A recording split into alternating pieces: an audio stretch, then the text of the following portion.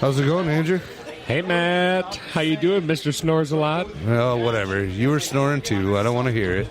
Yeah, but for he who falls asleep first, the most snoring is the most annoying. Learn to fall asleep faster. I want to say this. To our listeners, Matt and I were sharing a room, 2 separate beds, if people are wondering. Very clear. Yeah. Very clear on that. This guy lays down to go to sleep and starts snoring within 38 seconds of laying down, which I didn't think was possible. But he proved me wrong, and he can go to snoring. And in the words, I was so distraught over his snoring, I texted a past master from my lodge and said, I think we need to talk to my brother Matt about having sleep apnea. No, and Matt just needs to lose some weight. And he responds, I tell him that every year at deer camp. So pray for our brother's health. And, Matt just needs to lose some weight. And welcome to day 2 of the Conference of Grandmasters of North America. Yo. We're here again. Today's going to be an interesting day because I would argue that this is when most people are already in town, and there's a lot of very interesting people here today, so I'm hoping we're going to bring you guys some great interviews. Excellent. Let's do this. Loosen up your ties and roll up your sleeves. It's time for Fellowship with Matt and Andrew. The views and opinions expressed on this podcast are not necessarily the views and opinions of the Grand Lodge of Wisconsin or any other Grand Lodge or any appended body. I'm Mike McCandlish. I'm the Deputy Grand Master for Ohio. I started my Masonic journey in 1977 in DeMolay. Served as a Master Counselor of my chapter in 79 and Representative DeMolay. And then after that ended, we all found things in high school such as cars and girls, and we kind of drifted away, and I didn't get back to the Masonic fraternity until I was 40. But I've been back in now for 20 years. I served as master of my lodge, my subordinate lodge, in 2011. I served my district association as president in 2013, and also became a district education officer for 3 years. Nice. Followed that with a year off, and then the district deputy grand master in 17, 18, and 19. And then I was asked to come into the Ohio line in 2020. Right on. That's awesome. We're a progressive line, so here I said I'm now the Deputy Grand Master, and if my brethren so elect me in Ohio in 8 months, I will be responsible for a very large jurisdiction. Right. Yeah, I was going to say, you guys have a huge jurisdiction over there. We do. Is it Jim Hall's from, right? Traveling Man Podcast? Yeah, absolutely. We've had him on before. I've been on Jim's show. He's a very good friend. He just loves masonry, and he just causes you to get excited as well. And he's great. He's our program director for the Grand Lodge of Ohio. Yeah. Does a great job. He's phenomenal. Kind of walking after DeMolay, like not coming to the fraternity for a while. I always like to say that masonry finds you when you're ready for it. And that's like, we've had so many conversations with people where they're like, I thought about it when I was 25, but then it didn't happen until I was 35. And I'm like, well, you weren't ready for it at 25 anyways. I may have been ready, but just for whatever reason it didn't happen. But I would never change anything because I've been so blessed along this journey to be where I'm at. All I ever wanted to be was master of my lodge. That's all I ever wanted to do. And here now you're stuck. Well, I don't look at it as stuck. You know, what a blessing to be on this journey and to be able to serve the brethren and to try to maintain a high level of energy.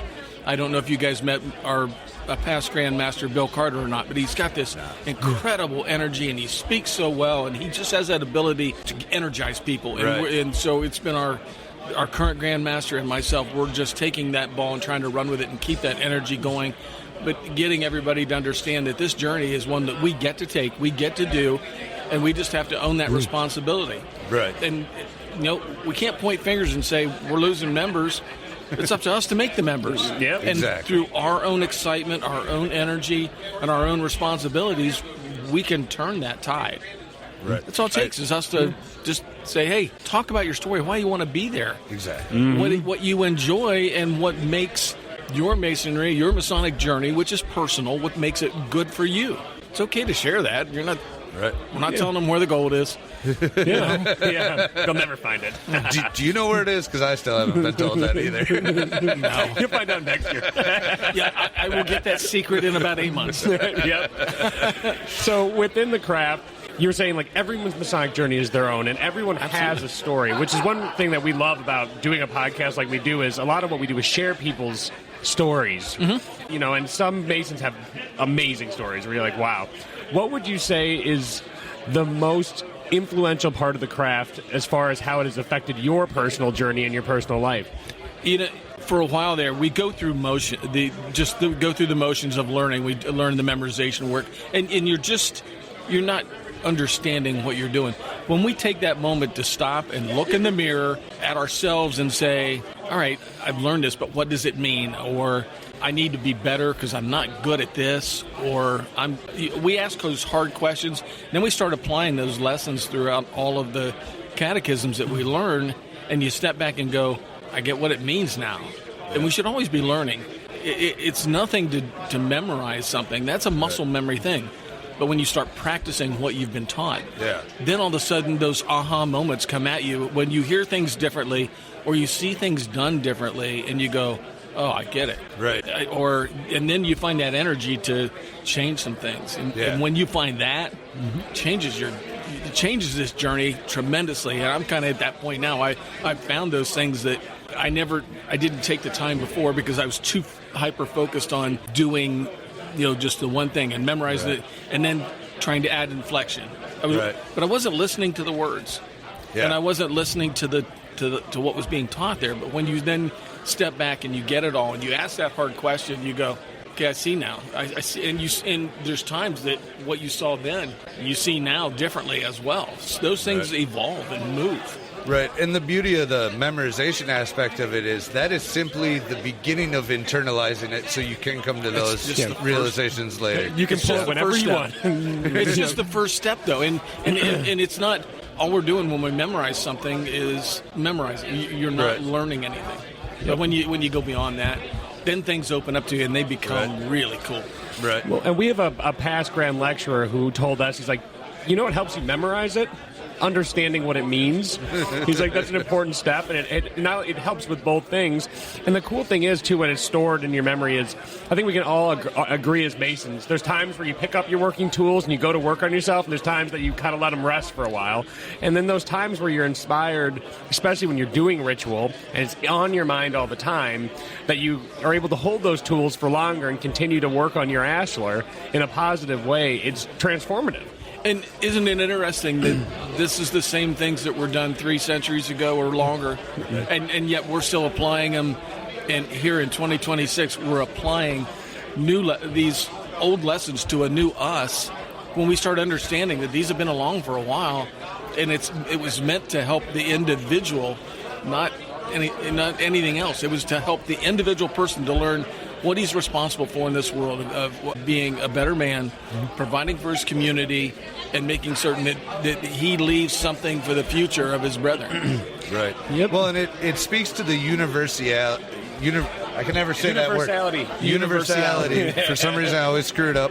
It speaks to the universality of our lessons that for 300 years, despite all the technology changes, despite changes in people and everything, they're still applicable lessons and valid lessons for people to learn. And timeless. Yes. They're timeless lessons. And so many people go through their life, like you said, just going through the motions, taking care of their business, not dying, basically. They're like, I'm just going to try not to die. I'm going to eat, I'm going to make some money, and I'm going to try to have some fun along the way. And Masonry does this cool thing where it gives you an important thing that I think every man needs, which is a duty that he owes to not only himself, his family, his community, and sets him to work. Like, there's more to life than just not being dead. You got to do something with it. And I think Masonry puts men to task and says, time to go do stuff, boys. Yeah. Yep. Very good. Excellent. Nice. Well, thanks for joining us. Appreciate it. It's nice to was a meet you, fun my brothers. conversation. Hello, my name is Thomas Goodwin. I'm the current International Master Counselor for DMLA International. And to answer the question about why I do this, why I love what we do, is just the chance that it gives young people and young men especially to grow and to be leaders. I think in my professional life or as a student in college, seeing the skills that DMLA gives all of our members that are not necessarily represented in some other of my peers, it's a really awesome opportunity that we get to give our young people today. So what would you say, how do you think DMLA has helped you prepare yourself grow as a man? Oh my gosh. I mean, personally, it's as a man, insofar as like the personal life of it all, the friends and connections that I've made, I know because of DMLA what it means to be a mentor, what it means to be mentored, to have some role models to look up to and to grow as a person with them. But professionally, DMLA offers even just like the soft skills of like how to interview, you know, like I did, to go through state office, you have to go through like a series of interviews, and those are some of the hardest things, and no other job interview in any context has been as scary as that for sure. So yeah. So it gives you, to kind of break that down a little bit, it gives you skills that all of a sudden you're going, holy cow, these apply to me everywhere. Oh, absolutely. And it's and making you take life it for granted. easier. And you Right. take it for granted too. It's like I didn't realize that like running a meeting, making an agenda for a meeting and getting everybody on the same page over email is like a skill, but it is, you know? Right. Yeah. What would you say the most important principle DMLA is that resonated with you the most? Oh, okay. I have two answers. Okay, one, of course, it's the you can cut some of this stuff, right? Can I ask a question? Are we live? The guiding principle that a lot of DMLAs follow, we have 7 cardinal virtues that we believe make young men into better men, and the one that we have as the most important, that's in the middle of the 7, is comradeship. And I think that to me has spoke so strongly to the way that I live my life, giving to others what I want from them, and building relationships that extend beyond borders and beyond time and beyond age, you know? And then Yeah. Excellent. Oh, that's a good answer. Awesome. And if our listeners want to find out more information about DMLA, what's the website? Give us a plug. Yes, okay. beadmla.org is going to be our main website where you can find more information about who we are, what we do, how to get involved, and all that good stuff. If you happen to be a high school student, we just have a lot of scholarships available. I know it's scholarship season right now. Also, that information's on our website. Our Instagram, DMLA_INTL,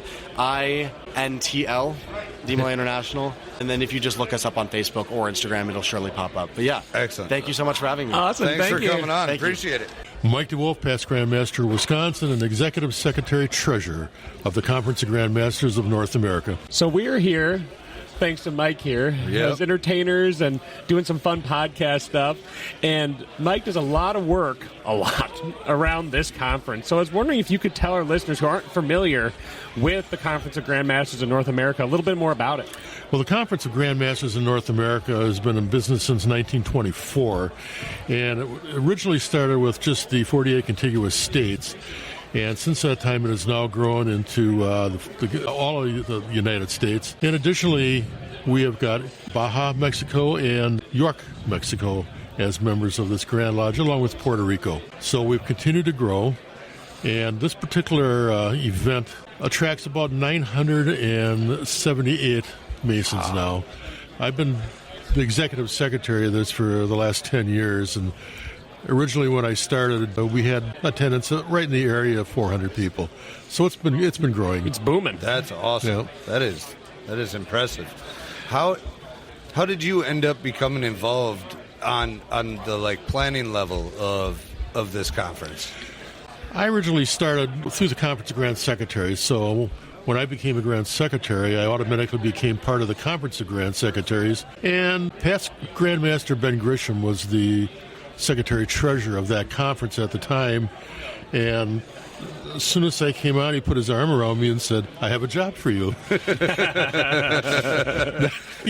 The famous Masonic statement. So I became the Executive Secretary-Treasurer of the Conference of Grand Secretaries, and I did that for many years. And then on the floor one year, they put me up for nomination, and I won.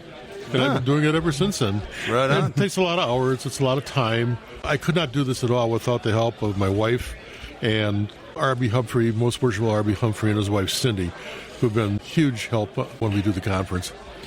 What would you say is your favorite part about not only planning but coming to these conferences every year? The networking and the brotherhood. That's what it's all about, because I get to meet people from all over the world. I've made relationships all over. I've traveled all over the world on behalf of the conference, and that's what it's all about. It's about fellowship. Mm-hmm. Awesome. What it all comes down to. What I've been enjoying so much about talking with all these past grandmasters, current grandmasters, deputy grandmasters, is how passionate everyone here is about Masonry. Like, when you talk to anybody, they're just, not only are they excited to be here talking with brothers and getting to meet people, like you said, from all over, they're just... It's been easy to host this podcast because everyone's just so excited about Masonry here, which I think is really a special place to be. Well, you're talking with the leaders of all of the Grand Lodges that are involved, and they don't get to that point unless they have a passion in their heart to do that job. And you're with the best of the best when you get here. Mm-hmm. I would agree with that. We just had, oh my God, I'm going to blank on his name. Michael? The Deputy Grandmaster from Ohio. Michael, yeah. I forget his last name, yes. McClintish, something like that. Yep, but yeah, he was on. He's all inspired, and it was a great conversation. But yeah, I don't think there's anywhere in Masonry like this. There isn't. This is it. There's a world conference, but that is a totally different animal.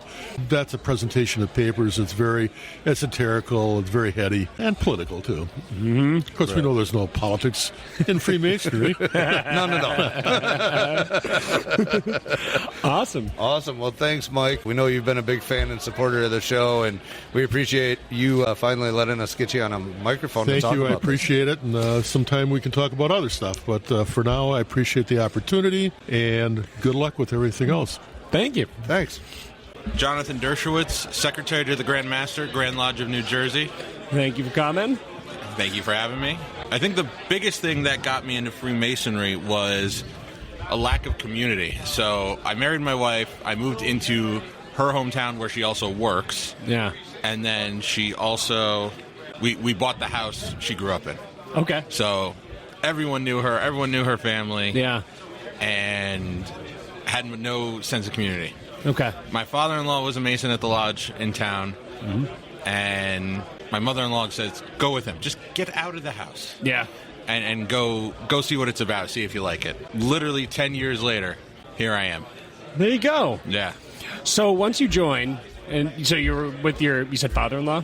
Father-in-law, yeah. Yep, so you're with your father-in-law in the lodge. What kept you in Masonry to this point, and now you're doing a lot of work in Masonry? Yeah. I enjoyed the work. I enjoyed the challenges. It's very different from what I do in my professional life. I'm a video editor by trade. Sure. So it was stimulating from that, like the work itself. And then it was just a great group of guys. Very welcoming, very open. And then, my family and I went through some tough times. We lost family members, and they were there. They were my community, my support system, and I can never repay back, even with all the work and craziness that they've done for me and my wife and my family. How would you describe, so we on our podcast like to talk about lodge cultures, things like that, like how the character of a lodge is always different. How would you describe the character of your mother lodge? My mother lodge is half serious ritual, half shenanigans and malarkey. Sounds like our lodge. Yep, sounds like our lodge. Yeah. Upstairs, it's all the serious stuff, and make sure you do this properly, and make sure study your ritual and all that. Downstairs, everything kind of like gets thrown out the window, and you have a good time, and you hang out, you have a drink, you have a cigar if you're into any of those things, and you just have a good time. Sure. Yeah. What would you say is something you're excited about going on in your jurisdiction? Is there anything that you're really pumped about that's happening? Yeah, so the Grandmaster just created a new program called the Voyager Award. Oh. And what it is it actually encourages you to be a traveling man. And what that means is it's a set of requirements. Yeah. And there's two levels. There's the journeyman and the master traveler, two different ones. And the journeyman one is basically you're exploring every inch of our jurisdiction, so everything in New Jersey. Yep. You have to attend a certain amount of regular communications at home, in your district, in your region, and then in the other regions. So we're divided into 3 regions: North, South, and Central. Okay. And that is very exciting. It came out of a need he heard from the brothers. Yep. And we have over 200 people with it. Our Grand Lodge session was 3 months ago. Yeah. We have over 200 people trying to go for this. What's the master one? The master one is outside of New Jersey. So you have to do all the New Jersey ones, and then you have to do 3 communications outside of the jurisdiction. So I was just in Florida. I went to regular communication there. So anywhere within the U.S. So pretty much anyone at this the 50 states and D.C. at this conference. And then also one international. Oh. So, wow. Yeah. And that's so very different levels. So it's kind of a prestigious award because it's hard to get. It's not easy. Yeah. It was specifically done to kind of push the challenge of it, to actually go, you're not just going to get this in 3 days. Yeah. And that's why there's no time limit on it. Cool. You do it as you travel, and you kind of keep in the back of your head, hey, I'm going to Bermuda with my wife. Maybe I can sneak away for a regular communication. Yeah, maybe my wife will let me sneak into a meeting. Maybe my wife will let me sneak into a meeting.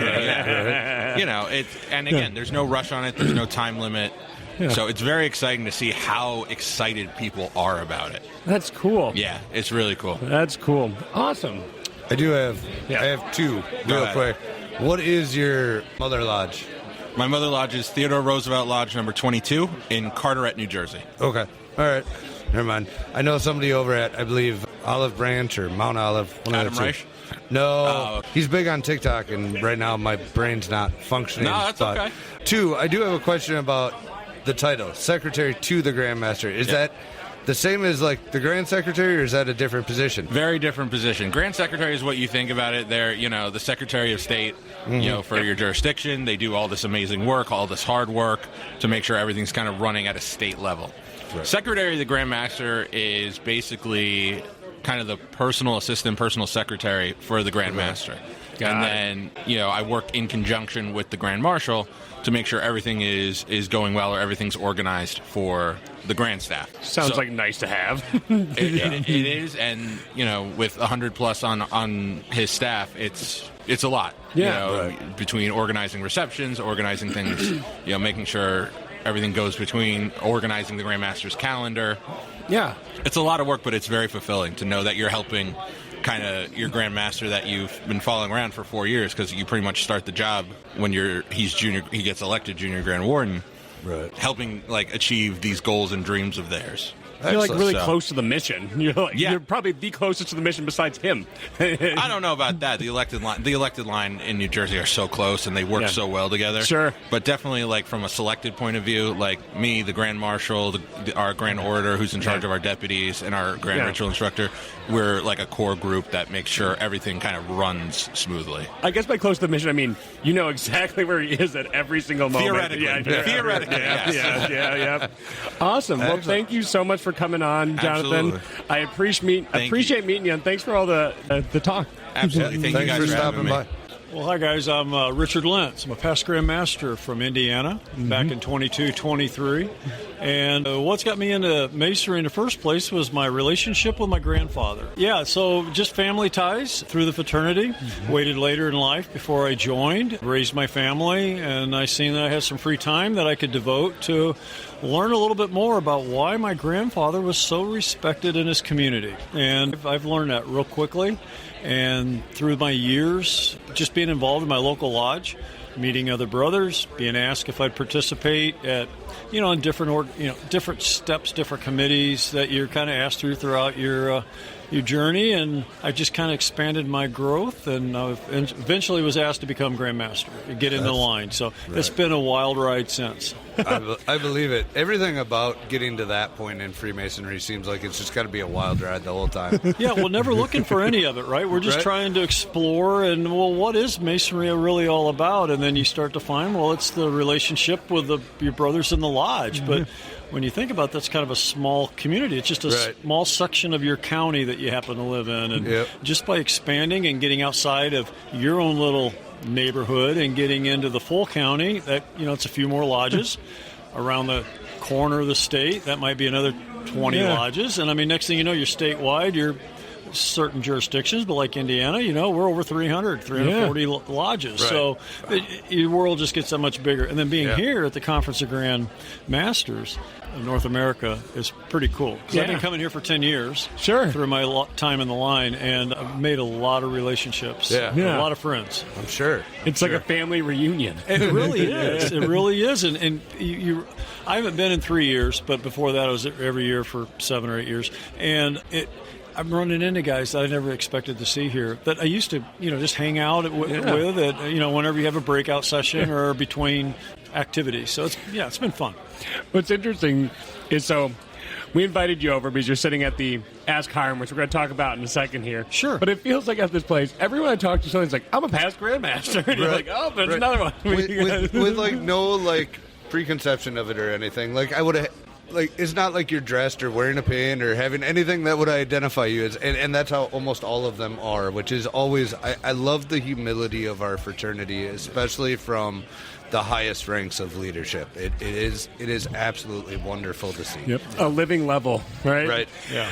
But yeah, and so you're here and you're promoting and showing off this new tech that you're Yes. creating and working in a couple of jurisdictions on. Can you tell us more about the Ask Hiram AI? Yeah. So what Ask Hiram is, it's a tool to help members of the fraternity, leaders, your worshipful masters, your wardens, to research your own blue book. When you're told, you're going in, you're a new master, new warden, you're told, hey, any answer you need and making decisions for your lodge, you go to your Constitution and your bylaws. It's all the answers are there, fellas. Right. But when you start flipping through the pages, it can be quite a daunting task because you got a 300-page document and answer could be found in a lot of different regulations scattered throughout the whole book. So you're basically scanning the whole book. So what Ask Hiram does, it allows you to put in a prompt to your specific jurisdiction. Put in a prompt to, like Illinois, for example, since we're here in Illinois, and they actually are using Ask Hiram. You ask it a question, it will pull up all the sources found relative to that question and bring up the sources that are cited. That way you can go to how many ever regulations that touch that concept. It pulls it up by regulations, and then you can actually click into it. It'll open up, extract word for word out of the document what that regulation is. That way, as a leader of your lodge, you can then do your research. You're not spending the hours that it might take to flip through pages. You spend the time required to read and understand what you're looking for. Right. So sometimes what happens is if you ask a question and you get bogged down and flipping the pages, you get frustrated and you think, well, it might be easier just to ask for forgiveness than it is for permission. And your code of regulations is actually your permission, right? You find your answers that you need. Yep. Can I do something? So that's what Ask Hiram is all about. Well, and when you get frustrated going through the code, you're more likely, like, the first time, as soon as you come across the word you're looking for, you're like, is this the, okay, well, that's close enough to what I was looking for, so this must be where my answer is. And you don't know that it's 3 pages farther down the way where the answer you're actually searching for is. Oh, that's a great point, because you could find, oh, hey, this is what I'm looking for. I found it in Chapter 2.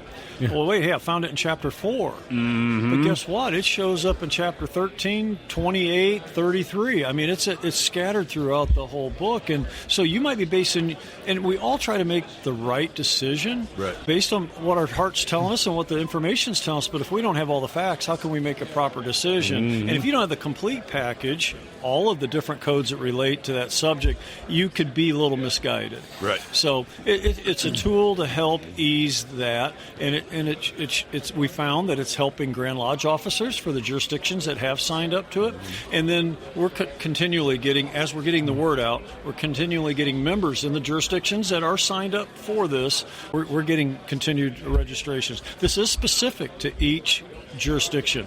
Right. So it's tailored. It's tailored. Yep. You're right. Customized to each individual jurisdiction. So we're here this weekend sharing the word of what Ask Hiram is about and seeing if we can get some more jurisdictions to at least try it out, see if they see the value in it, like some of the other test jurisdictions that have already tried it, found, and given us great feedback. Actually invited us to come to their annual communications, promote it to their craft. So we've had a year of testing with this, and we've had great results, and that's why we're here today. Excellent. What I really enjoyed about it, so to our listeners, if you've ever used any LLM, is that the inaccurate? Yeah, the LLM, large language model. Yep. Like ChatGPT, Claude, whatever. It has a similar structure, so it's familiar. But one thing that I like specifically on how it operates is if you're using an LLM, and let's say you link a Grand Lodge code, when you clicked it, it opens a new tab, and it just opens up the document. What's cool on Ask Hiram is it just pops out to the right to the exact wording so you can read it verbatim. So when you have that annoying brother who's telling you something's in the code and you have that weird instinct, Rick, I don't think it's in there. Instead of just getting the answer, it gives you the answer, but also you can read, okay, code 44012C, thou shalt not do this and that. You're like, it doesn't say that, dude. Sorry. You can just quickly, because we've all played that game, pull up the code on your phone, Control F, hop around to the words for 10 minutes, get frustrated, text your secretary, make him do it instead. Then he does the same thing you're doing, gives you an answer 24 hours later, and you go, there, I solved it. And you're like, great. We can all chuckle about that, but that is so true. I mean, that is spot on. That's exactly what happened. So, and this saves all that frustration. You ask the question, it gives you a summarization of what, based upon the sources it actually found. So you're not to hang your hat on that source, summarization of that, but that just tells you that, hey, you know what, based on the sources I found in the documents, this is what it's telling me. And you can say, you know what, this is taking me down the right road. It's bringing up information that's relevant. Now I'm going to do a deep dive, and you just click on every source cited, and it does. It extracts it right out of the document, word for word out of there, and you can read and do your own research. So what might take you 2 hours to look something up, you've got it done. I mean, you've got everything in 10 at your fingertips. seconds. Yeah, in seconds. So it's a really valuable time saver. And as a leader, I'll just, it doesn't matter if I'm a past Grandmaster or a Master of my Lodge. If you're a leader, you want to try to make sure the decisions you make are based on facts. And I, you sit in a lodge, and for the way it works is there might be an officer sitting on the sideline, a past master or whatever the case may be, and what they'll do is they'll say, well, this is how we used to do it. Well, they might have did it the best way they knew how and with their best foot forward. Right. But it might not be truly the right method. Oh yeah, no, you see that all the time, and then you're railing against 15 years of, but we were doing it right the whole time. Why are you changing? Well, but you weren't. But you're not trying to insult anybody. Right. But this is just a quick way then to make sure that, hey, I am going down the right road. Right. And if anything, maybe you're confirming what the brothers have been doing in the past, or you are doing it the right way. So anyhow, that's what the purpose of the tool is. And we're really excited. We've had a lot of jurisdictions show a lot of interest in it here. So I'm really excited about the outcome of this. And it seems like the next logical tech step, because before you had to flip through it, which then people were definitely not finding their answers, where they're just page by page being like, this sucks. And then they were like, oh, it's digitalized. Now I can use Control F to make this a little better, and that's leaps and bounds better than flipping through it. And then this seems like the next, and now we're going to make it even easier. And you're move up to the next thing. So in Wisconsin, we do something called the Masonic Code Correspondence course. You get a pin. It's an open book test on the code. And they ask you questions like, are you allowed to do this? It's less about learning actual parts of the code and more about learning how to search the code. Gotcha. And so you're sitting there, Control F, and it shows you hey, this is a virtual past master asking you a weird question, and here's the question. Go find the answer. Yeah. And, we sit down, we make our lodge officers take it. So they you should know how to use the code, and you should be competent. And the questions they pick are tailored to things you probably should know anyway, so it's kind of nice in that way. So you do learn a little bit about how to remember some of the things that are important in it. Not that anything's less important, but things that come up more often. And if you had asked Hiram, it would take you, it takes 3 to 4 hours to do the course. I would say, a solid 3, depending on how you're doing it. But, you can get it done in an hour. Yeah. Well, just being able to find the sources that you really need instead of wasting the time just trying to find them. That's a huge step. But you mentioned something a minute ago about all the other technology that's out there. You might be using a lot of the different LLMs that are out there that are kind of corporate sponsored, where you can take copy files and dump the information in there. So all of our regulations they're made available to our membership through our resource panels, through whichever method, but they're all digital, so you can copy and paste. And that's what a lot of these tools are that are out there right now, is you can, I can just copy and paste my documents into there, and then I'll just do a search on it. But what it'll do, it'll extract some information from that. But what's happening is that's not private anymore. It's not secure. You're sharing that with whoever's providing you that tool. And also, your questions that you're asking are then now part of the database. They're part of their database. All of this is private. This is if it's within Illinois, Illinois documents are only for Illinois members. If it's the Illinois membership that signed up for it, their searches that they do are only their searches. Nobody else sees their searches. We can't even see their searches. Yeah, I heard it's so encrypted that you guys can't even ask a question like, what did this say? Like, I can't tell. But we don't want to. And the reason is we got to build the trust in the AI. And right now there's all this, everybody's kind of steps back from it because they don't know that much about it. They're kind of scared of it.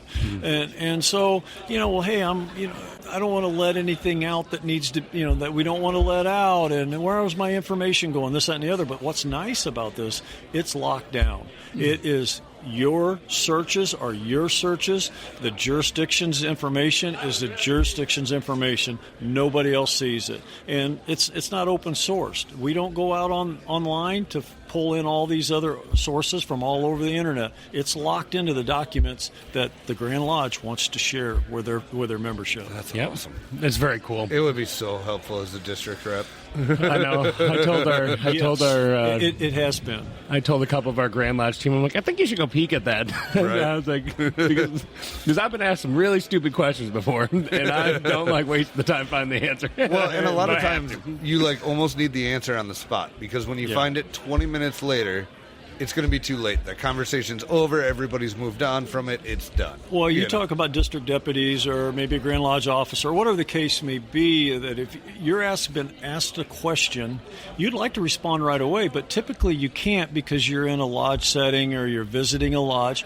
And when brothers are asking you, it's like, I don't have time to look it up right now. I'll have to get back with you. Right. Well, when is that get back with you going to be? Sometimes never. Well, because you get bogged down with all the other questions. I mean, other stuff's going on. It builds up. And you got a lot of things that are happening, so you can solve and check that box and take it off your table. Yep. You don't have to deal with it anymore. You can deal with it that quick. So it's been huge. We've had a lot of great results with it. We're really happy, and it's been tested for over a year now, and we feel that it's ready to be brought out to the rest of the jurisdiction. So I think it's going to be a home run. Just to let you know, Wisconsin, we have talked to some members of your Grand Lodge. Good. So you say you'd like to get our guys to use it. We'll see where it goes. But we're talking to everybody right now. The moment they walked in the door, I walked over like, hey guys, go talk to them. Yeah, I was like, I saw something was cool today. Good deal. Well, awesome. I really appreciate you guys, and if you need anything from me, please let me know. It's a pleasure to meet you, and it's a pleasure to spend some time with you right there. One last thing. Can you tell our listeners, if they are interested or they're in a jurisdiction that is interested, where can they get more info? Go to askhiram.ai. That'll take you right to our site. There's actually some tutorials on there, explanations of what it does. So as it sounds, askhiram.ai. Awesome. Perfect. Thank you so much for coming on. Thanks for coming on. Appreciate it. Hi, everyone. My name is Brother Oscar Allen from the Grand Lodge of New York. What brought me into Masonry was an opportunity to learn more about the history of fraternalism in the United States, and an opportunity to learn more about myself and truly immerse myself in that education experience. Awesome. So how would you describe the cultural landscape of Masonry in New York? New York, as you can tell, is a very, very diverse group. Most people outside of New York only think of New York City. I'm from Brooklyn, so I understand why. But New York really expands rural to suburban to urban environments, and Masonry takes such a different cultural turn when you look at those specific regions. We go Western New York, which is Buffalo, Rochester, Central New York, Syracuse, and then even in parts in between, you go upstate New York, which is Lake Placid, Plattsburgh, Oswego, and et cetera. And then you have the metropolitan region, Long Island. So all of these things really allow us to understand the deep local mixtures that happen and the history within it, and also the opportunity to grow further. Sure. Well, and you're managing a whole wide variety of personality and lodge cultures then at that point. In one lodge alone. So imagine 400 lodges, right? Yeah, no, it's unique, because I always tell people when we talk about, for example, a lecture I do on transformational leadership, leaders must understand the culture of their lodge. Not only the culture of the community they're in, but the culture of their lodge. And you have to really tap into that if you look to be successful and really grow as transformational leaders, to be able to not only be representative live within the context of our social fraternity, but in our social construct in the broader community as well. Right. So we always like to say on this podcast, we talk a lot about lodge culture. Yep. It's a theme that unintentionally has come through it because I went to school for anthropology, so I just like culture stuff. So I go, it somehow bleeds in. And so we always say, if you don't know what your lodge culture is, you need to find out what it is and figure out how to make a growing, vibrant lodge culture. Because we say if you have a dying culture, you have a dying lodge. You need to have something. That's where the value comes from. So I always find it fascinating. How would you describe the culture of your mother lodge?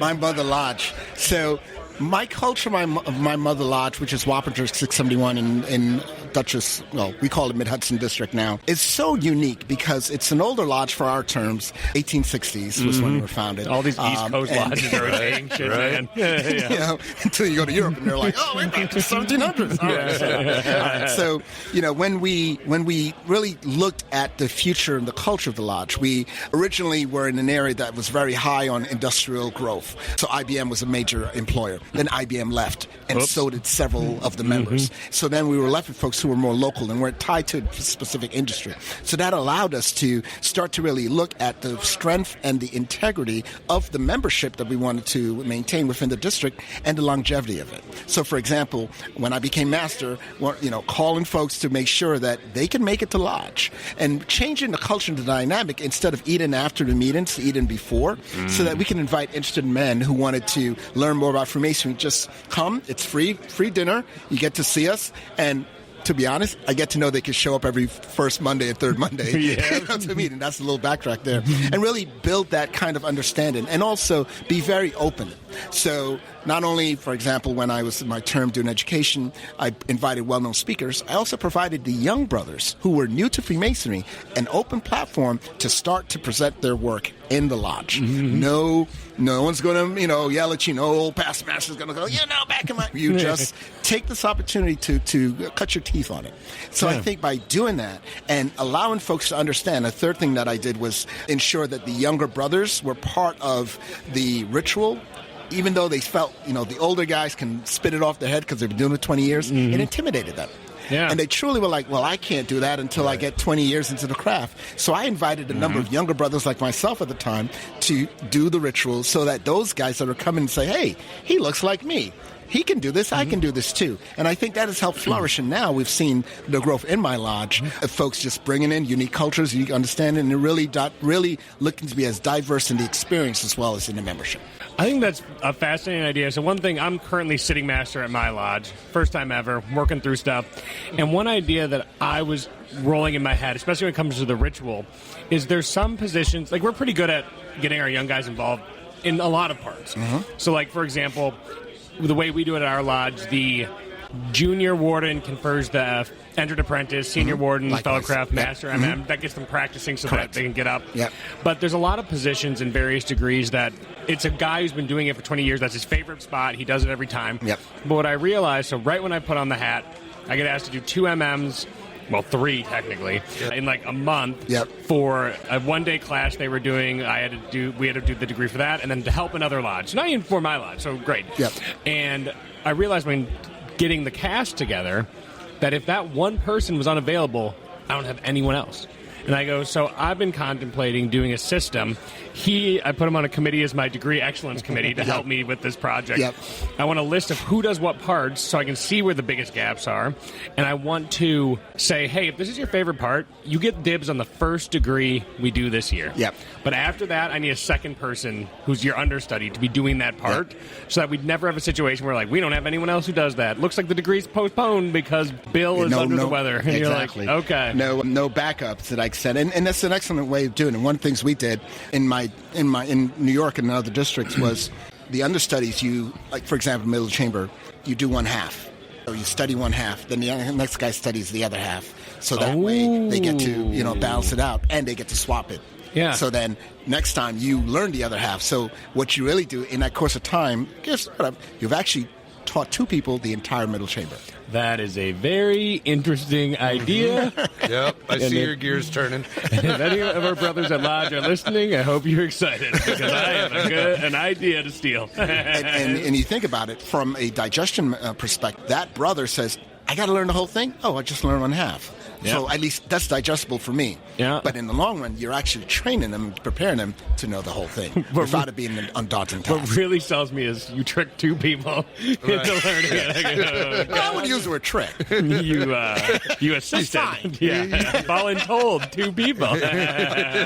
But to your point, it does allow for the redundancy and it allows for the opportunity for folks. Like even Entered Apprentice for us in New York, we do, at the end of the Entered Apprentice degree, we do whys and wherefores, and we call them the Q&As. Have the Entered Apprentice do them because that's their proficiency. Yeah. So if they're doing that, they are comfortable speaking in lodge, speaking in public, doing that stuff, as well as illustrating that they are proficient to move to the next stage. All of that gets them into that mode and not being intimidated by seeing this guy prattling off and just like, I can never do that. It's tough. Well, and that's the way you ultimately develop better Masons and better leaders in the future, right? Is that method of mentorship that you bring them along with small steps, right? Yeah. And to the point that you both made earlier, ultimately, when you're assigning people to roles, the job, and I have a brother he's senior warden, he's going to become master, and I just sat him down, and he was like, well, I got this, I got that. I was like, what are you doing work?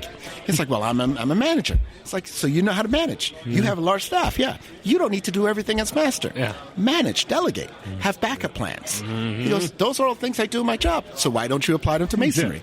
Seems like you got it easier now, huh? He goes, well, you make sense. Like, I can't be here for this, I can't be here for that. Okay, you delegate. You're the master. You're the conductor.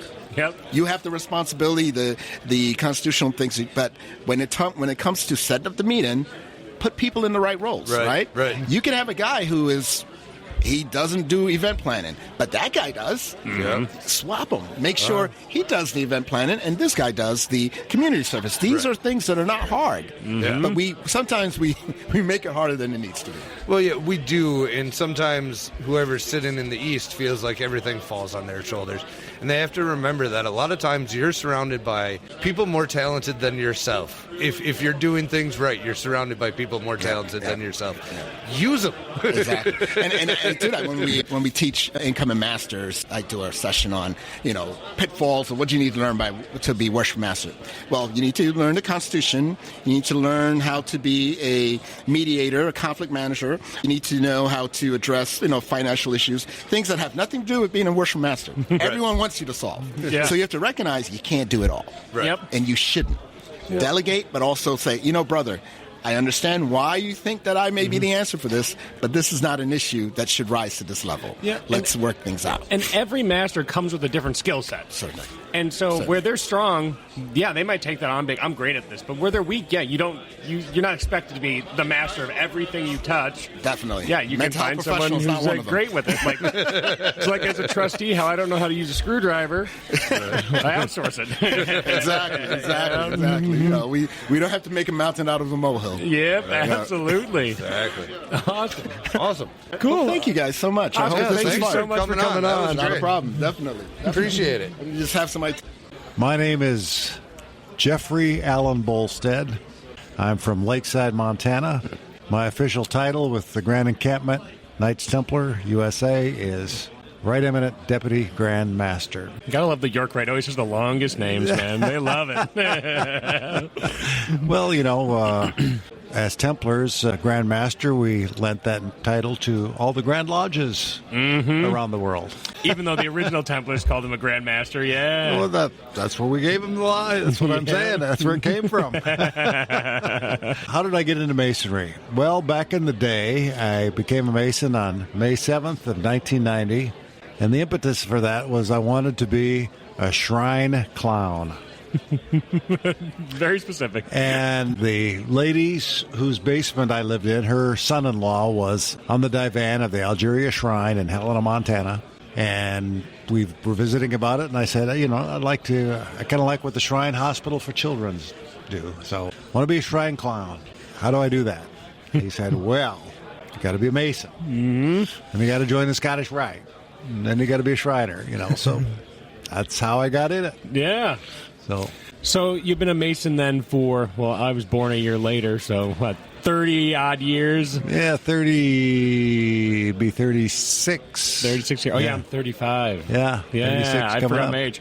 And so, once you joined, Yes. what kept you in Freemasonry? What kept you coming back for more? Nothing really to start with. It was just being in the shrine, being a shrine clown and participating in the parades and that kind of thing.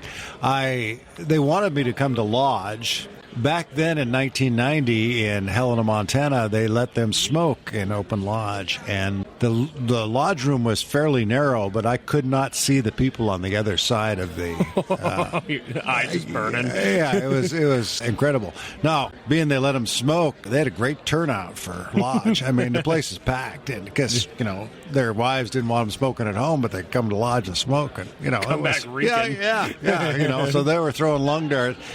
Every one of the theater seats along the edge of the lodge had one of those pedestal ashtrays there. I mean, it was, and I just couldn't take it. So, finally, and I told them, I said, I can't do it. And when they finally put the kibosh on all that, they called me and said, we got rid of the ciggies. Yeah, come back. Please come back, So I did come back. And then I've never been much of a spectator. I always wanted to be a participant, no matter what I'm doing, So I wanted to be involved in doing something. But despite the fact that there are a lot of guys in the line of the progressive line of my lodge that were people that you would look up to for leadership capabilities, I couldn't get in the line, They said, no, so what can I do? Well, you can clean the toilets. So I did.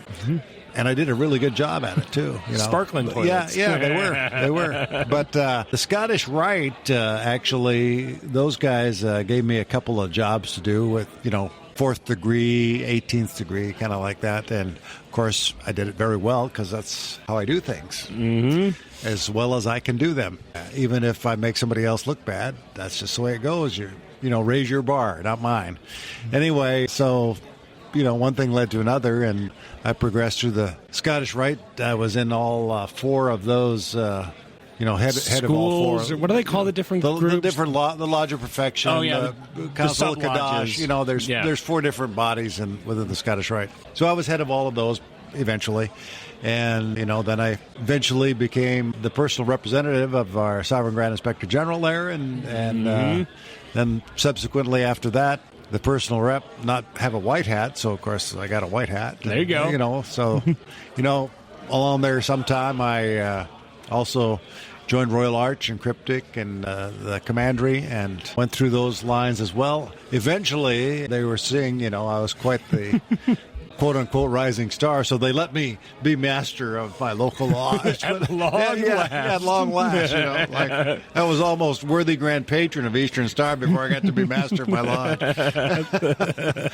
But nonetheless, that's how it happened, and I was appointed into the Grand Commandery line of Montana and became Grand Commander, and then ended up being asked to be Northwest Department Commander. I didn't really know what it was, but I said, sure, I'll help out, whatever. I'll do more things. Yeah. And then they came and asked me to run for Grand Encampment. And, I'm from Montana, right?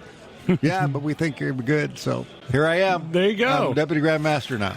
So you do a lot in Masonry, in a lot of different spots. Basically all of them, sounds like. Well, I have. Most of them. At one point or another, sure, yeah. So what made you so enthusiastic to take on all these roles? What do you love about Masonry to be so involved in so many different aspects of the craft? Because I feel like in society, writ large, Masonry specifically in this case, we have huge devoid of leadership. And Masonry, just given what it is and how it is the best place for people to develop their leadership skills, not only just for Masonry, but their leadership skills for their job, their life, their family, everything. But you only get good at leadership by practicing it. And there's no more opportunity to practice than in Masonry. Mm-hmm. So that's what I do. I talk to people about leadership, and I practice what I preach. So you enjoy the fact of being a part of something where your involvement can have a direct impact with your peers, and then you can take on leadership positions that allow you to make a positive impact on the craft, is how I'm translating that. I guess roundabout way around the barn to you know, assess that situation. Sure. It is kind of crazy how, like, if you look at how officers' lines are set up and how work is divvied and how everything's done, how you can literally see, like, what steps they put in place were to incrementally build skills you're going to need so that when you get into leadership, all those skills put together and they go, and now you're a dictator. Have fun. And you're like, whoa, let's go. Well, I'm bound by the Constitution of the Grand Lodge alone. We're trying to dispel those notions, yes. Yes. Yep. A benevolent dictator. Right. I know. It's so funny in Lodge. Every time I try to be like, because I'm currently sitting as master of my Lodge, first time, and I'll look over and be like, so in Rob's Rule of Order, you would usually do it this way. He's like, you're the master. You can technically tell us to do whatever you want. And I was like, oh. I mean, what's the proper way to do it? Not what the bounds of my authority are on it. I guess I can do it however I want, but I don't want to. Right. But it is interesting how, like, you know, I've never been a manager in any sort of organization or anything like that. And as I'm staying in the East, I was thinking as I was progressing, I was like, man, is this going to be like kind of hard? Like, I don't have a lot of experience in this. And when you arrive there, you're like, you suddenly realize all the skills you've developed. And you're like, oh, I kind of know how to, you know, whip these craftsmen into building mode and stuff like that. And now you have experience. Yeah. Well, I'm starting to have experience. There you go. Yeah. 2 months in. So we'll see how that goes. You never know it all. You're always looking to get better and grow. Yeah, absolutely. That's the way it is. You know, once you think you know it all, you're done. So my co-host, what he always says, anytime we do ritual, it's fine about that. He goes, the moment you do your ritual completely perfect, retire. He goes, busy. He's never going to have it again. He's like, well, you get a picture perfect. Just say, I did it. It's never going to be perfect. You can always be better. Yeah. Always. Yeah. Yep. It's like the rough and perfect Ashland allegory applied to whatever you're doing, which is also why that allegory is so helpful. It's like, sure. Journey before destination is about continuing to push. You always got to remember your why, you know? Yeah. You got to why you're doing it. and why it's important. Yeah, and why it changes the world too. One small step, one man in a fish swimming upstream or whatever. And you have to be disciplined to be consistent. Absolutely, it's got to be every day. You know, you can't. Oh, I feel like doing something today, or just waiting till I feel like, you know, making those 5 calls to my lodge brothers today. You know, no, today. You're making 5 calls. Mm-hmm. Tomorrow, you're making 5 calls. You don't wait till you feel like it. You do it. Yep, you know? Regimented. Every day. You know, it's a discipline, and the pain of discipline weighs ounces, and the pain of regret weighs tons. So you just discipline yourself to do what you need to do every day. So with your passion for leadership and your plethora of leadership experiences, if we can, any past master or past leader, to give a piece of advice, what advice would you give to an incoming worshipful master who is ascending the Oriental chair to prepare, or what to do as leadership advice for when they ascend to the East? Work on yourself every day. Let's say you're going to write a book. You don't wait till you feel like writing. You get up in the morning and you sit down and you write whether you feel like it or not. And same goes with working on yourself. You sit down and you read leadership development book or motivation or strategy book or whatever for 15 minutes, whatever. You practice speaking out loud 15 minutes. Not to yourself, not reading, I mean read out loud. Speaking. Yes, speaking. Mm-hmm. If possible, record it. Easy to do with your iPhone and stuff. Record it, play it back, listen to it. You know, you'll pick up what you're doing, what you need to do better. Mm-hmm. Count your ums. Yeah. Well, exactly. Mm-hmm. But that's all part of making yourself better. Pay attention to how you look, your appearance, because, you know, people say, well, what I look like shouldn't matter. You're right. What you look like shouldn't matter. But let me clue you in, it does. So, for instance, you take a look at, I refereed basketball for years. Okay. Turn on the TV, watch a, college basketball game. UCLA is playing Notre Dame or whatever. Look at the referees. They're all in shape. They're all with no facial hair. They're all very well groomed, usually high and tight kind of haircut. Mm-hmm. Uniform fits perfectly. They're always in the right position. They're always erect and making crisp calls, and their mechanics are perfect. Mm-hmm. When they go to they fly them to the game or whatever, they're required to have a sport coat and tie on. They hit the gym, they walk in the gym, they're looking like they're ready for business, because people notice them immediately when they walk in the door. Even when I was working high school ball, I would show up with a sport coat and tie. The other guys that I was with, none of them did that, but I did that. Because when you walk in the door of the gym, people notice you. And it's the same with masonry. If you're going to show up and be the leader, you got to act like the leader. You got to look like the leader all the time. Pay attention to all that stuff. You coming in as a new worshipful master, make sure that you're there. You're prepared for your meeting. You start it on time. If someone's not there in time, too bad. Yep, you can come in later. Door. Yeah, Yep. you come in later. And I would also suggest that you plan out your meeting. So this happens. We're starting at 7. We're ending at 8. Mm-hmm. You know that to start with. And if you end a little early, that's fine. But don't let it run on too long. And then have some fellowship afterward, because a fellowship is, that's where it really happens. The magic happens. Yeah. Yep. So, but it's all part of leadership, and we don't really have a membership problem in our fraternity. We have a leadership problem. It's easy to do the things required to get membership, but it's very easy. But it's also very easy not to do those things. And so we've fallen into the trap where we don't do those things. It's even easier to do nothing. Well, that's what I'm saying. That's the easiest of things. Yeah. So it's a discipline calls that you have to make every day to, getting in our Scottish Rite Valley in Helena. The tradition is that if you're the top line signer for a new candidate that comes into Scottish Rite at the banquet, the awards banquet, when we have the reunion, the top line signer gets a gold star and put on your Scottish Rite hat, right? Mm-hmm. When I got to 33 of those, I just started giving them to someone else. Sure. What I would do is this is easy, not rocket surgery or anything like that. Okay, I would take them to lunch. My prospective candidate, buy them lunch. That's it. Explain why this would be a good thing to do, to be in the Scottish Rite, and have them sign the petition right there. That's how I got to 33 stars. Yeah. Worked not most of the time. It worked every time. Mm-hmm. It never did not work.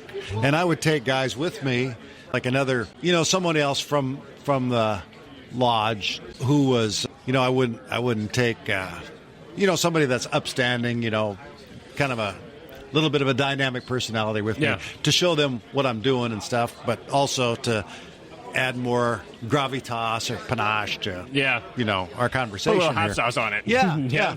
So, but when I got to 33 stars, I said, that's enough. It's a perfect number to have on that hat. Right. And so I would, let my person I took with me be the top line signer, and, they would get the star. That's fine. So then, I got involved with grant encampment stuff, so I didn't have time to do that kind of thing anymore. Do you think that very successful program that I did continued? Did it stop immediately? Immediately. No one else did it.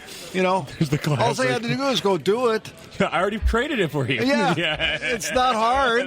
Just go do it. That happens every time in masonry. Come on. Yeah. Mm-hmm. So what I'm saying is, what we need to do is not hard. We just need to do it. Yep. And there's no magic silver bullet. Nope. There's no fairy dust. It's you got to go out and do it one at a time. Mm-hmm. That's the way it is. Well, that's the thing that always frustrates me with the constant bemoaning, like, well, what are we doing wrong? What are we doing wrong? And you look at the lodges that are struggling, and you're like, you guys aren't doing anything. And I go, you're not conferring degrees. Yeah. You're not doing any events. Yeah. You're not getting out in the community. Right. You are just having a business meeting and then having cocktails. Yeah. It's like what do you think's going to happen? It's right in front of you. You need to create value. Right. You need to do things that your members want to do and enjoy, and you need to engage your brothers to take part and feel invested that this isn't just a place they go, it's their lodge, not a building they visit sometimes. Yeah. And then people who feel invested like to come back, and they're like, it's a mystery. What a mystery. But that being said, in Templary around the realm, just generally, we do a pretty good job of creating new Sir Knights, by and large. Can't do anything about people dying, of course, but in between there, the demits and suspensions, NPD kind of stuff, we suck. But we're not the only ones that suck. Across Masonry, that's the way it is. Why is that? If we can solve that, we're great.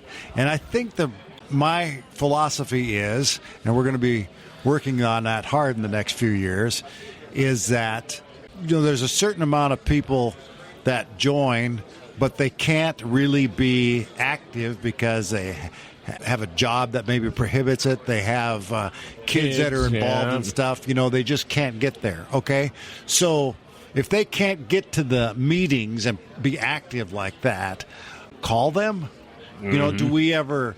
I got guys that, I bring into my lodge, let's say. Why can't me and other guys that are fairly active in the lodge, adopt 5 guys, each adopt 5 different guys or 3 or whatever, divide it up and contact them once a week. Yeah. Give them a call. Hey, let's go out and grab a cup of coffee. You don't even have to talk about Masonry. Just act like you're involved. Yeah. They got kids. They're in a Little League baseball game this weekend, the kids. Yep. Okay? When was the last time you went to your fellow lodge members' kids' baseball game? Acting like you were interested in his life and stuff. Yeah. Just stuff like that. Do you think that if they feel like their fellow lodge members are interested in them and care about them, that they might be much less likely to let that membership go by the boards? They also don't want to let their buddies down. You know what I mean? Right. Yeah, it's not just a stranger, it's your buddy. Absolutely. That's the stuff we're not doing right now. Yeah. Easy to do, but also easy not to do. Yep. And we're doing the easy not to do part. So. Absolutely. So that's my philosophy on that. Excellent. I think we unpacked some good stuff the listeners are going to enjoy. So, Jeff, thank you so much for coming on and joining us on this. You bet. I said we were going to do a quick hitter. We kind of did a long hitter, but that's fine. Sorry, we had some good stuff to talk about. Well, the thing of it is, I didn't know what to say, so I just kept talking until I thought of something. That's the way it works. That's how you do it. I think we have some stuff that people are going to absorb and think about that they're going to bring back to their lodges. Absolutely. Right. Okay. So thank you again. You bet. My name is Greg Hinkleman. I am the Senior Grand Warden for the Grand Lodge of Oregon. And I was asked, what brought me to Masonry? Well, that's several factors in that went into my current job, the city manager for a small town in Oregon, and I might qualify that for only 136 more days when I retire. Congrats. But one of the things that the city council wanted me to be involved, said, you will be involved in the community. Mm-hmm. And I said, good deal, I can do that. Because right beside City Hall, we share a common parking lot, is the Masonic Lodge. and our choices in my small town were the Masonic Lodge, the Kiwanis, the VFW, the American Legion, and a couple of other small clubs. But Masonry, the Masonic Lodge, is what interested me the most. Why is that? Several years ago, prior to that, I have a son, and he's on the autism spectrum. And one of the things that we did is we had my wife's grandfather and her step-grandfather, both were Masons and involved in the shrine. So they said they got us in touch with the shrine and the Shrine Hospital there in Portland, Oregon, and we took him in for an evaluation. They said, you need to go to the Scottish Rite Speech Clinic. Mm-hmm. So we went to the Scottish Rite Speech Clinic and had an absolutely amazing therapist for my son. And so, and I kid that they did too good of a job, because now there's times I can't get him to be quiet. So we took him to that speech clinic. They did their thing, and my decision was I need to give back to Masonry. Mm-hmm. And the way for me to give back to Masonry was to become a Mason. was raised in 2010 and have been doing my thing. I've been master 5 times of my lodge and got selected to be in the Grand Line, which I am now. And I also had a family connection. Again, I mentioned my wife's 2 grandfathers. My grandfather was a Mason, and I had an uncle who was a Mason. And my wife was a Job's daughter. Okay. So when I made that decision to say, hey, I think I want to join Masonry, she said, do it. Yeah, they're all just like, nice. Yeah. And as every Mason knows that's married, you got to have that spousal support, and she was all for it. Yeah. And it's also benefited her, too, because she joined our Eastern Star chapter. Sure. And she's been the worthy matron. She's now the secretary of our chapter there. So we are a heavily involved Masonic family. There you go. Yeah. So how would you say, you joined to give back to the community and all that stuff, how would you say Masonry has influenced your life? Oh, it's immeasurable. Probably the biggest thing with influencing the life is here I was a guy that got moved to this small town, and I didn't know anybody other than my staff. I'm the city manager. I think I mentioned that. And so I joined the lodge, and I got to know and get to know and become friends with those brothers in the lodge. And that was, beyond invaluable. And to me, the most valuable thing of the Masonry is the fellowship, the friendship. So here you and I are talking. Time for fellowship. Yep. Here you and I are talking. We have something in common. Yep. You're now a new Masonic friend. Mm-hmm. And I've known you 3 minutes. Yep. And that's wonderful. And I like the philosophical aspects. Sure. The esoteric stuff. Mm-hmm. That's why I'm really enjoying Scottish Rite. Absolutely. And and that's the other thing too about Masonry that's wonderful is you have these concordant and appendant bodies. And I know some brothers that they're heavily involved in York Rite, and that speaks to them.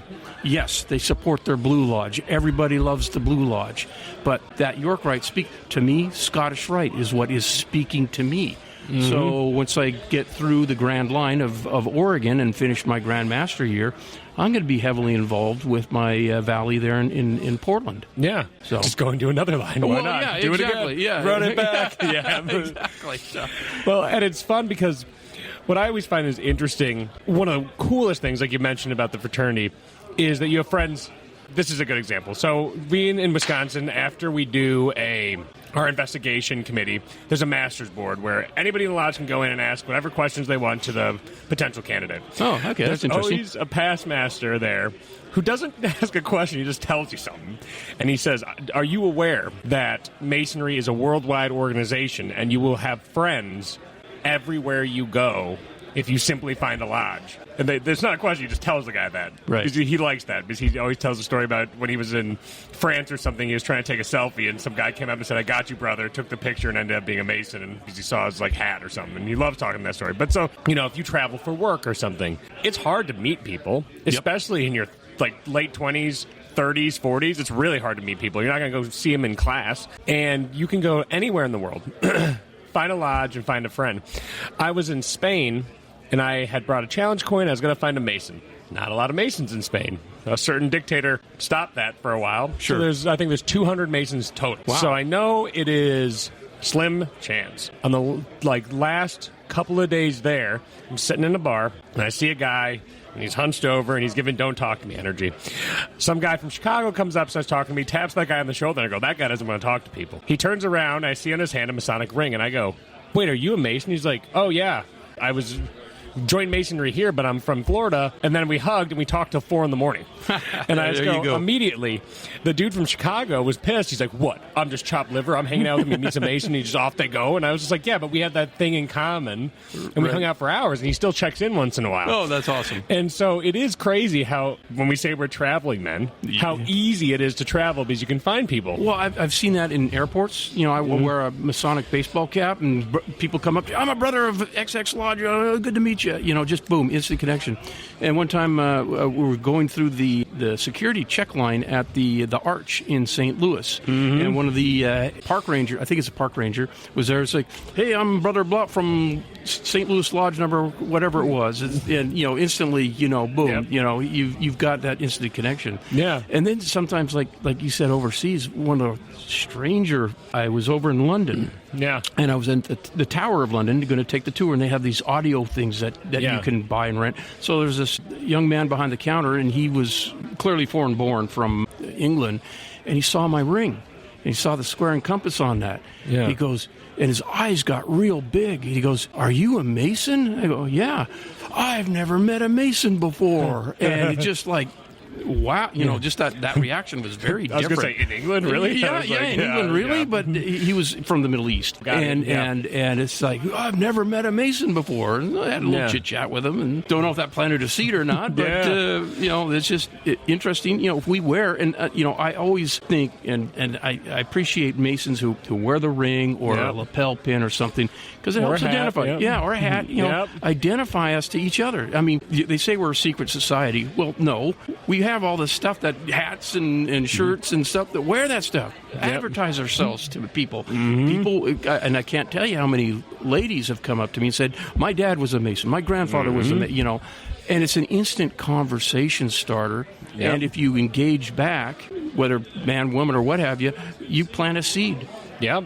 You plant a seed. And, and the things we've all have in common is membership. Yep. Is getting new members in, but also getting those members that are in but don't participate. To get them involved. To get them re-involved. Yep. I mean, that's a big issue. And get to know your brothers. One of the things I did as master of my lodge is a brother that I'd known for several years that came to my lodge, but I really didn't know anything about him. Yeah.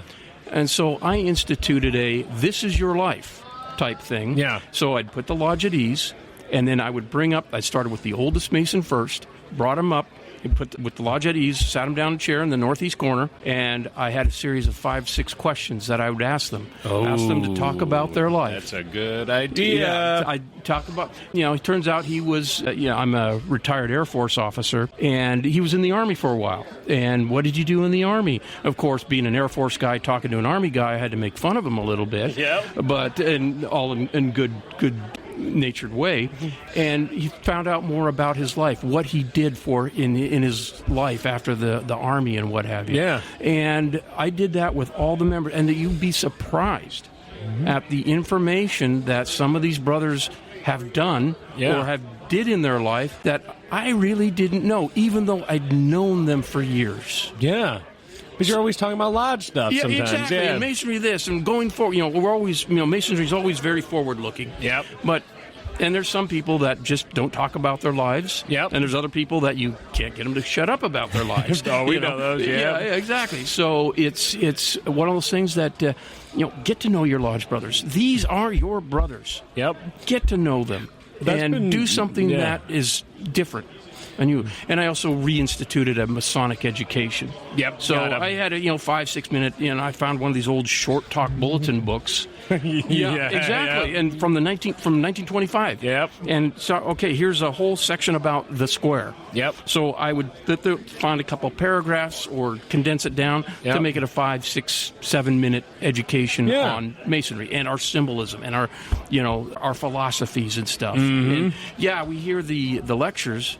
But in small lodges like myself, we can go years between doing degrees. Sure. So I love hearing the lecture, especially if I haven't heard it in, say, 2 years or 3 years. And the fellow craft lecture, and of course the Master Mason. I love hearing those lectures because as I get more masonry behind me, those lectures mean something more or something different. Or something clicks. Exactly. Yep. And one of the things I'm looking forward to in April is the Grand Lodge of Oregon. We're all coming to Washington, D.C. Ooh. The George Washington Masonic Memorial features a jurisdiction every month. Oh, that's cool. Every 60 months, Oregon's turn. So in April, it's month 60. Yeah. And so we're going to open an occasional Grand Lodge. Now, I've been to the Masonic Memorial, the George Washington Masonic, back in 2010, just a few months after I was raised. Yep. And I am so looking forward to going back because I went through it and saw all the stuff on display. But you know what? It really didn't mean much to me. I didn't understand the meaning behind it. Mm-hmm. So this experience in April, I'm looking forward to it because I'm going to see something there that's on display, and I go, ding, I know that, So I'm really looking forward to that, seeing that. It's going to be a blast. Yeah, I'm looking forward to it. Going to a Mason Festival, a Mason Fest down at and we got a bunch of other stuff that's we're going to do. So I'm really looking forward to it. Awesome. Well, thank you so much for coming on and joining us today to have some fellowship and talk. It's been an absolute blast and a pleasure. Absolutely. And thanks for joining us. Okay, thank you. All right, and that concludes our second episode on the Conference of Grandmasters of North America. Thank you all for tuning in, and we will talk to you guys next time. Take care.